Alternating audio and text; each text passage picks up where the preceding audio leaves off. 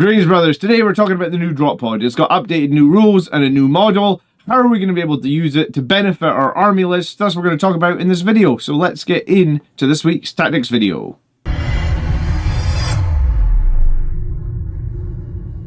If we are just meeting, my name is John and I am the boring Astartes commander, and this week I'm going to be telling you how to use this new drop pod. Let's talk about the rules, let's talk about what it can do, and some of the best combinations that you can use or utilize using the new drop pod. So it's a pretty simple video. The goals are going to be figure out what the best combos or units that could be utilized with these new drop pods. So the drop pod, what I'm very happy to see is they have updated the number of models that it can take from 10 to 12.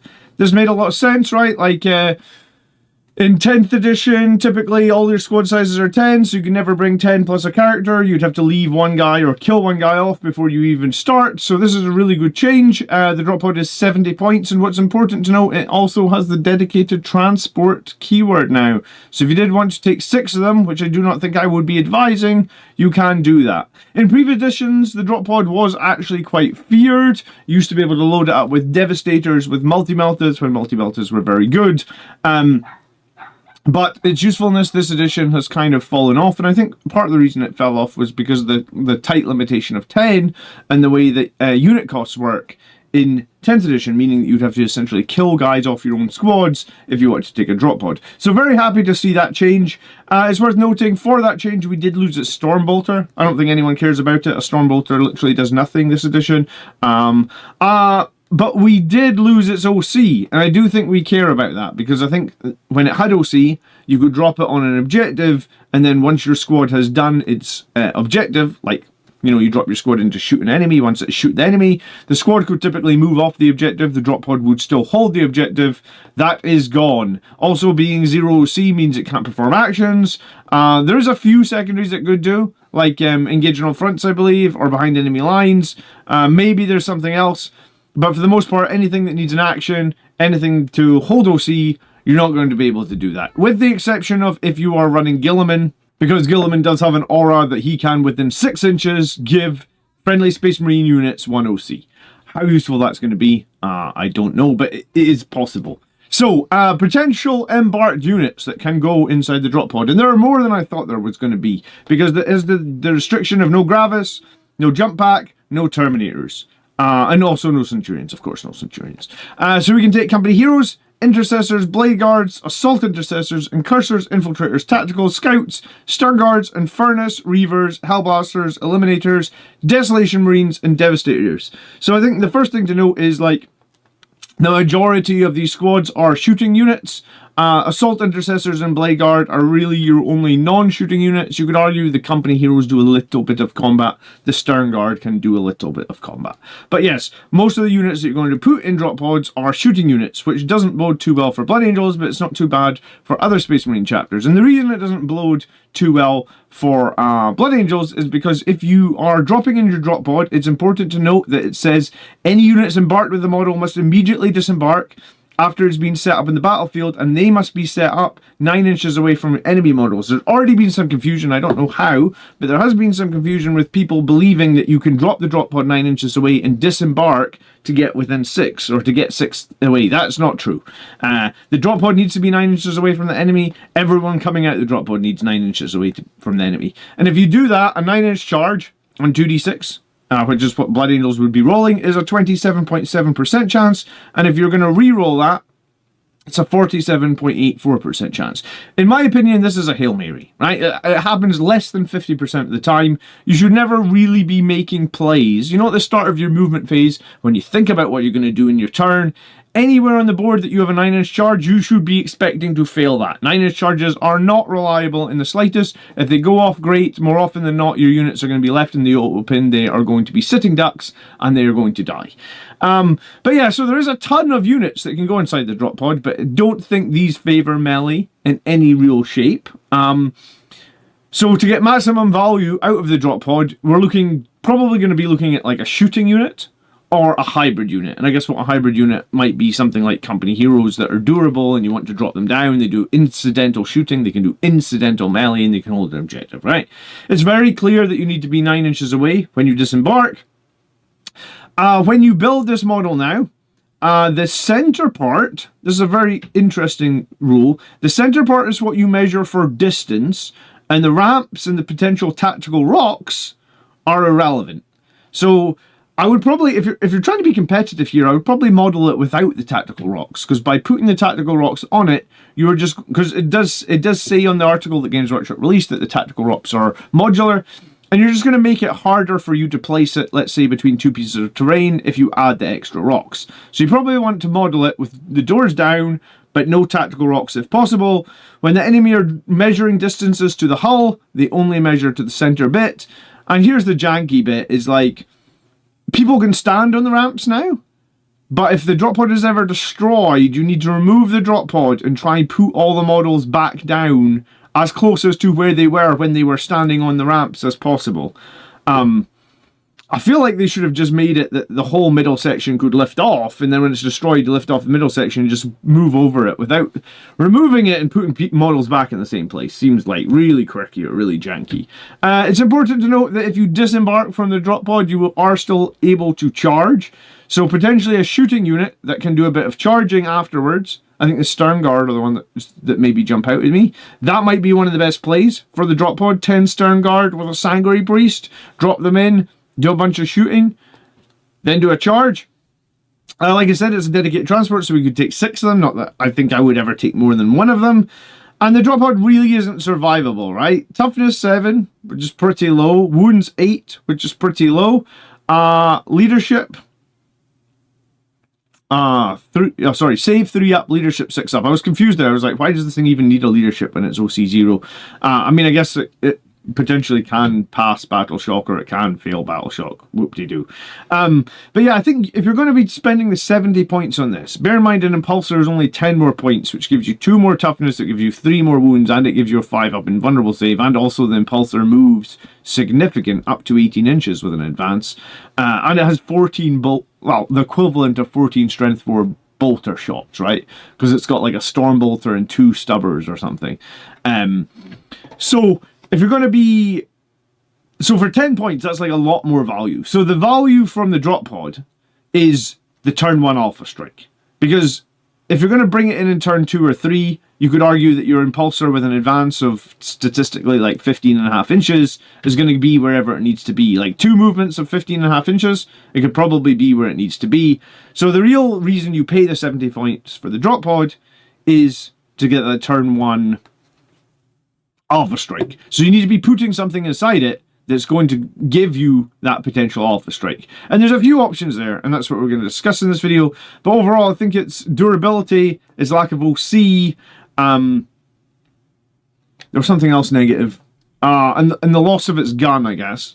I think we can ignore the loss of the gun, it's so minor. But yeah, the loss of OC and the poor durability means you're paying a pretty hefty 70 points just to get a unit into that turn 1 Deep Strike. So if you're going to get any value out of today's video, please do remember to click like or subscribe. And if you want to be notified every single Friday when I release some video telling you how to be a better Warhammer 40,000 player, then click the little bell, and you need to change your notifications from personal to all. If it's personal, that basically just means YouTube decide if it thinks you'll like my video. If you want to know every time, change it to all. Right. So, it's important to note a couple more rule caveats. Although the drop pod can arrive in turn 1, it cannot be rapid ingress in turn 1, as it specifically states your turn when mentioning turn 1 on the data slate, right? It says, like, this model must start in reserve and can be set up in the reinforcement set of your first turn, right? So rapid ingress does not allow it to arrive in turn 1. It's essentially a 70-point tax, right, on arriving unit from Deep Strike that you normally couldn't. And I mean, Ultramarines have a character called Uriel Ventress, who is a lieutenant with other abilities, but he kind of does the same thing where he can just give a unit Deep Strike for 95 points. So, 70 points for the drop pod, giving that has no OC, and giving that we would get like a whole other character for 25 points, makes me feel the drop pod is somewhat expensive, but I guess it does open the door to do it for non-Ultramarines lists, like Blood Angels, for example, right? We can't take Uriel Ventress. So, Interesting things that could be good if you're playing Liberator Assault Group and Blood Angels are, like, we could now put 12 Blade Guard inside there, like 2 6s. I would probably recommend rapid ingressing these guys because we just talked about how unreliable 9-inch charges are. We could put 5-10 Sternguard veterans plus a lieutenant and or Sanguinary Priest in there. I think that would probably be an interesting option. 10 Sternguard veterans, Sanguinary Priest. That's good for Blood Angels. The Sanguinary Priest attached to the Sternguard veterans essentially makes their melee the equivalent of 5 chain swords per guy, and we know that if we have the Sternguard veterans within rapid fire range, that's a lot of potential devastating wounds. We could also do 10 Assault Intercessors plus the captain. He could be that Rage captain and the Sanguinary Priest. I probably dislike this the most personally because it is a very expensive combination. But I guess if you like that captain, if you like the 5-up, feel no pain, if you like the extra AP, then this is at least a way to deliver these Assault Intercessors, because up until now, the only way you could really deliver them was a Repulsor or a Land Raider, which I think was super expensive. So I guess this opens the door to deliver Assault Intercessors, plus a captain, plus Sanguinary Priest, and we'll talk a little bit about how much damage per point these guys can do in a minute. So, general units that could work well if we're using shooting detachments are obviously the Sternguard veterans, because they are amazing in Gladius and Stormlance. If you're playing Ultramarines, you get the +1 to wound as well. They're very, very good with the rerolls on the Oath target. Then Furnace Marines are very, very good as well. There's a character, Vulcan, in the Firestorm detachment that lets you reroll wounds. So that is super strong if you use that. But I think then Furnace Marines in general, with their extra point of AP, and Firestorm, they get an extra point of strength if they're within 12. So there's a lot to like, potentially, with this in Furnace Marines. And then also Hellblasters, right? Stormlance, Hellblasters, they're very good. You could attach characters there as well. I guess you could take Hellblasters in Gladius, or maybe even a Dark Angels detachment as well. So there's a few good options for shooting, and these are the ones that I think I like the most. More niche, crazy ideas could be Incursors. Like, if you want to take Devastators, you could take 1 squad of Incursors and 1 squad of Devastators. Incursors shoot first, give the Devastators +1 to hit. Not the worst idea in the world. You could just do double Devastator squad, though. You could also do Company Heroes. Like I said, Company Heroes would fit nicely with something else, because they only take up 5. So you could actually do 6 Blade Guard, plus a character, plus Company Heroes, plus a character. That would fit, because that would be 7 + 5. That would give, like, if it was Blood Angels and you were doing that, 6 Blade Guard with, I don't know, a Judisaur, Company Heroes with a Captain, that could give you 2, like, pretty tough fighting units.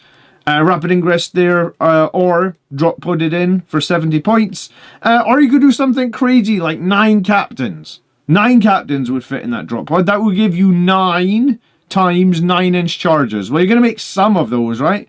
3 Blood Angels Captains, 3 Space Marine Captains. Every single one of them could Finest Hour to get up to, what, 8 or 9 attacks with devastating wounds. And then you could have 3 Death Company Captains in there. And I guess those guys now have OC, so they are actually useful, even though they weren't before. So yeah, I've actually been submitted an army list to look at where someone's running like 15 captains. They're actually winning a lot of games with it. Maybe we'll cover that on the channel soon.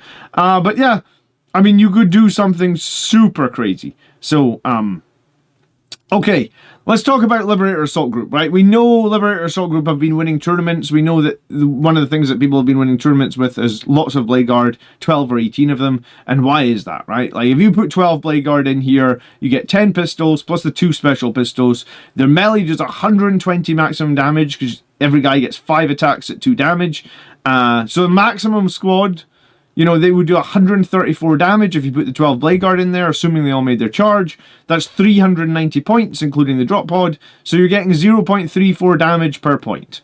Obviously, I'm not factoring the saves, rolls to hit, rolls to wound, but that is essentially points per damage. If you did 10 Sternguard, you know, dropping the drop pod within 12 inches, so the bolt rifles and heavy bolters get the rapid fire. That gives you 30 shots with dev wounds. So it's a max of 36, excluding the sustain from the heavy bolters. Then if you've got the Sanguinary Priest attached, you get 5 attacks from 9 guys with AP1, essentially 45 AP1 chainswords. You get 1 guy with AP3 Power Fist, that's essentially 89 damage. 345 points, including the pod, so 0.25 damage per point. So the Blade Guard, straight away you can see, this is why people take Blade Guard in Liberator Assault Group. If they make their charge, they are a very efficient unit. Sternguard are a little bit different, but I guess they don't have to charge, right? So they can be more Alpha Strike. Like Blade Guard, we're probably going to have to Rapid Ingress. Sternguard, probably not. We're just going to drop them down, we're going to shoot, and then maybe we're going to luck out on that 9-inch charge. Most of the damage is probably come from the Dev Wounds, to be honest. Like, we're probably going to do enough damage with the Dev Wounds and the Sternguard to be happy enough if we don't make the charge.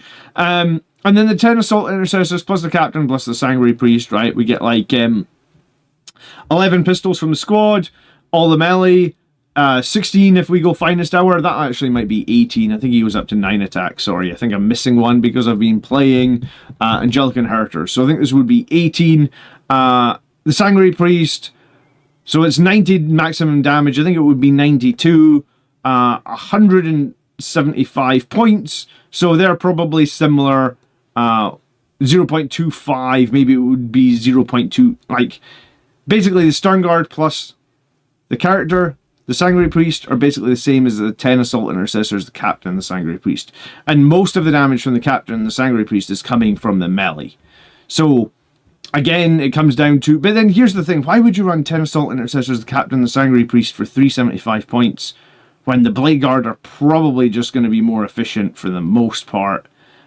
Maybe you could do Rage-Fueled Warrior, but the thing about Rage-Fueled Warrior is, like, you're going to need to use Oath at the moment. You're going to hopefully have to roll a bunch of 6s. So at that point, maybe the Blade Guard are the best choice. Like, I think how I was doing Blood Angels drop pod, which I don't think I'm super sold on either. I think it would have to be one of these two choices.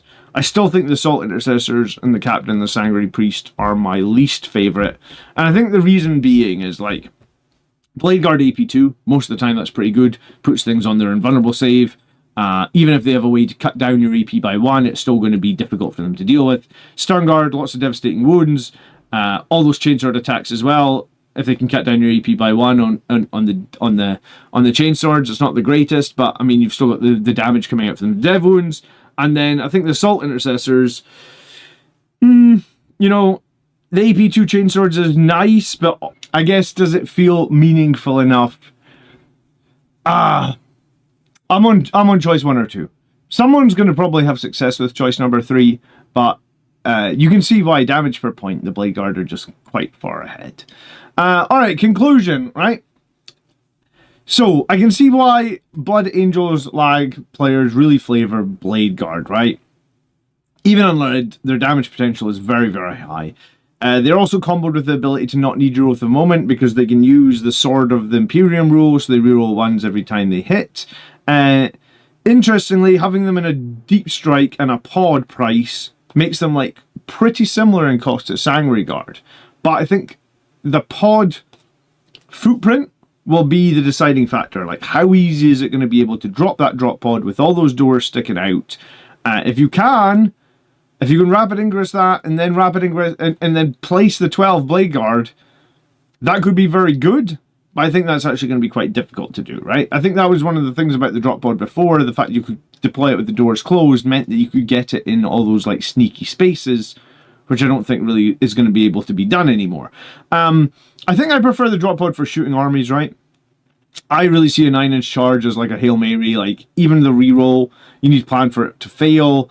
But if you are going to run 9 captains, then statistically you should get like 4 of the charges made. So, I mean, 4 captains all using Finest Hour could actually do a crap load of damage. But, yeah, I'm not 100% sold on the 9 captain idea. I think for Blood Angels, we might see the odd list do well with the drop pod, but I think the 10-man shooting squad as an Alpha Strike is just much more devastating. I think there's, like, if you were playing Ultramarines and you put, like, Tigris plus the Sternguard inside a drop pod, that could be really good, and that's a cheaper way of doing that than having to pay the points for Uriel Ventress. I also think dropping 10 Flamer guys to prevent an incoming charge could be really fun, right? Because that's 10 guys with D6 shots per guy. That is 35 auto hits at strength 5. Now then, Furnace Marines have AP 1. If you know that the enemy's going to be charging a specific unit, rapid ingressing a drop pod so those flamers have potential line on sight on the charging unit could be absolutely devastating. 35 auto hits. If you're going into anything T5 or less, that is going to be a lot of saves, bottom line, right? A plus for me, and from this drop pod, right, is the readjusting of the old static 10-man limits. I complained about these static limits on the Land Raiders and some of the other transports, saying that they feel a bit dated and they should be updated. So I feel really happy that they changed that on the drop pod. I think it's good that the footprint's fixed. I think it's going to be difficult to drop it, so I guess we'll see how that plays out. I can understand why they lost their OC from a lower point of view, but I actually think that hurts them quite a lot in terms of their competitive viability. And I don't see them being like overly useful or used a lot for Blood Angels. Maybe if they, you know, like other factions now have 6-inch charges, maybe if you could have dropped it 9 inches away and you could have actually disembarked closer than the 9, but we don't have that, right? So I don't think it's super meaningful. They also now come in boxes of 2s. I'm not really sure why. I think I have one in its box that I've had for about 5 years, and I have never made it. So I guess that is where it is staying. I actually got sent like this very handy picture that shows that the new drop pod is ever so slightly smaller than the old one, measured from corner to corner. So I'm not entirely sure what you're going to do with this one. I guess you're going to be disadvantaged unless you buy the new ones. That's not ideal, but that seems to be the way it has been set out, as someone has done the maths, and it looks like the new one is a little bit smaller. So that is this week's tactics video. Thank you so much for watching. I hope you learned something. Leave me a comment down below on the unit that you think is going to be best served in the drop pod for Blood Angels and or Space Marines. If you'd like to support the channel, you can do that in the links in the video description. Support on Patreon, or if you're buying any new Warhammer models, use the links over here to use like Element Games in the UK or Wargame Portal in the US to save some money at checkout and also support the channel. If you didn't see last week's video on the best Blood Angels 1000-point starter list, then go check that out now. I'm back from holiday, so if the channel has been a little bit quiet, if there's been missing live streams, that is why. So hopefully I'll see you a little bit more in the next coming weeks. And by the blood are we made strong, brothers. Peace.